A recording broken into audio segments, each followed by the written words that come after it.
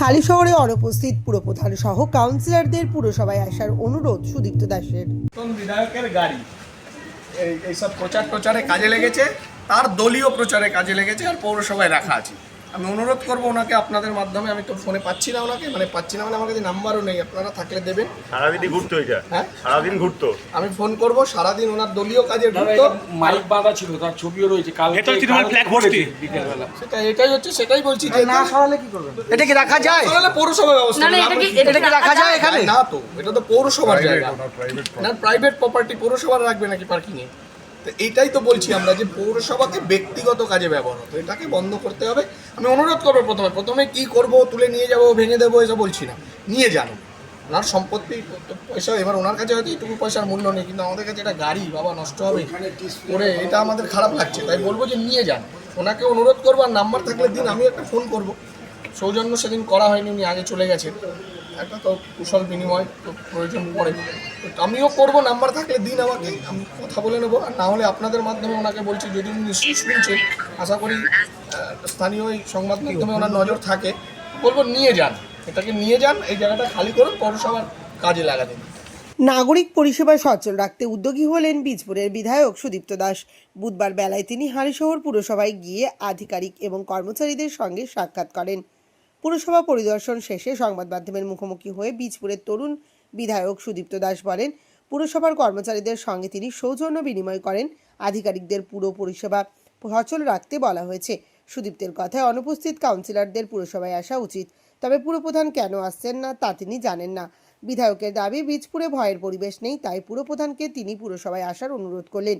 সুদীপ্তের সাফ বক্তব্য, পুরপ্রধান কিংবা উপপুরপ্রধান অথবা কাউন্সিলরেরা তাদের অসুবিধার কথা জানাক, তাহলে তিনি যথাযথ ব্যবস্থা নেবেন, কারণ তিনি সকলের বিধায়ক, সকলের নিরাপত্তা দেওয়ার দায়িত্ব তার। সৌজন্য বিনিময় করলাম যে পৌরসভা সচল থাকবে, সঠিকভাবে চলবে, এবং আমরা বলেছি যে পৌরসভায় যেন সমস্ত স্যালারি, কারোর স্যালারি না আটকায়, এবং সমস্ত পরিষেবা, মানুষকে যে পরিষেবা দেওয়া হয় তা যেন চালু রাখে। সেটাই এখানকার পৌরসভার যারা আধিকারিক আছে তাদের বললাম, কারণ মানুষের পরিষেবাটা যেন বন্ধ না হয়, এটা দেখা আমাদের দায়িত্ব। মানুষ আমাদের নির্বাচিত করেছেন, সেটাই করতে এসেছিলাম। কাউন্সিলররা তো আসছেন না। কাউন্সিলররা আসছেন না কেন সেটা কাউন্সিলররা বলতে পারবেন, আসা উচিত। তো কাউন্সিলর একজন এসেছিলেন, কিছু স্টাফও তো আসছে না, তারা কিভাবে ফিরবে? তারা কিভাবে ট্রেনে না ফিরবে না বাসে ফিরবে তা তো আমি বলতে পারি না, কিন্তু তারা ফিরতে চাইলে ফিরবে, তাদের অন্য কোথাও কোনো বাধা নেই। এবার উনি কিভাবে ফিরবেন, হেঁটে আসবেন না বাসে আসবেন না ট্রেনে আসবেন, সেটা তো আমি বলতে পারি না। না তো আসেননি, দেখলাম না তো বন্ধ। চেয়ারম্যান আসছেন না, উনি বলতে পারবেন কেন আসছেন না। তবে বীজপুরে পরিবেশ আসে, ভয়ের কোনো ব্যাপার নেই। দুই পৌরসভার চেয়ারম্যানকে আমরা অনুরোধ করবো, আসুন পৌরসভায় বসুন। পরবর্তীতে যদি তারা না আসে তখন সেটা সরকার ভাববে, পৌরসভা রাজ্য সরকার গঠন হয়ে যাক। এবার পৌরসভা যদি অচল থাকে তখন রাজ্য সরকার সেই মোতাবেক সিদ্ধান্ত নেবে।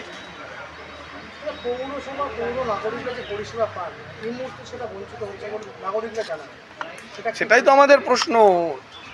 সরকার, রাজ্য সরকারের পরিবর্তন হয়েছে, পৌরসভার তো পরিবর্তন হয়নি। হঠাৎ করে তাদের না আসার কারণ, আর যদি তাদের অসুবিধা থাকে তারা বলুক না। আপনাদের তো আগে প্রেস ডেকে সুন্দর কথা বলতো, এখন ডেকে বলছি না কেন যে হ্যাঁ আমাদের এই অসুবিধা হচ্ছে, দেখুন ব্যবস্থা নিই কিনা।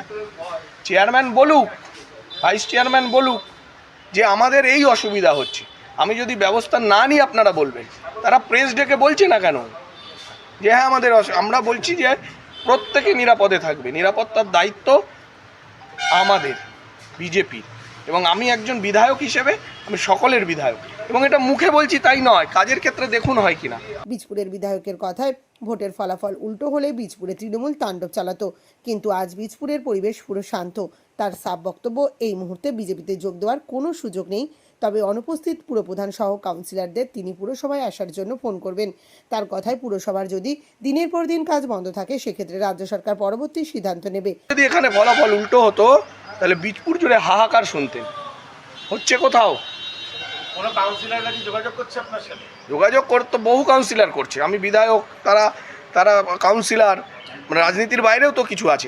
আমি তো যোগাযোগ করবো সবার সাথে, ফোন করবো আমি, কারণ আমি বিধায়ক। তারা যদি আসতে চায় তাহলে কি কোথায় আসতে চাইবে? পৌরসভায় আসুক, বা আপনাদের দলে যদি ফিরতে চায়? দলে কোনো এই মুহূর্তে কোনো সুযোগ নেই, এই মুহূর্তে বিজেপিতে যোগ দেওয়ার কোনো সুযোগ নেই।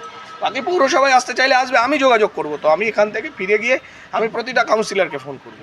ফোন করবো, কারণ আমার মনে হয়েছে যে তারাও একজন জনপ্রতিনিধি, আমি একজন জনপ্রতিনিধি, তারা আসুক। ফোন করবেন? হ্যাঁ, নিশ্চয়ই করবো। চেয়ারম্যান না আসলে কি বোর্ড ভেঙে দেবেন? আমি ভেঙে দেওয়ার কেউ নেই, রাজ্য সরকার সিদ্ধান্ত নেবে। যদি কাজ দিনের পর দিন অচল থাকে, সরকার সিদ্ধান্ত নেবে, আমি সরকারকে আমার কথা জানাবো।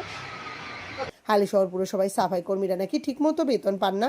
এ প্রসঙ্গে বিধায়ক সুদীপ্ত দাস বলেন, যারা শহর পরিষ্কার রাখেন তাদের সমস্যাগুলো অবশ্যই তিনি দেখবেন। এটা তো আমরা সভাতেও বলেছিলাম যে যারা আমাদের শহর পরিষ্কার রাখে তাদেরকে পরিষ্কার রাখার, সুস্থ রাখার দায়িত্ব পৌরসভা নেয় না। সে দায়িত্বটা আমরা নেব, যত্ন করে নেব, কারণ তারাই আমাদেরকে ভালো রাখে।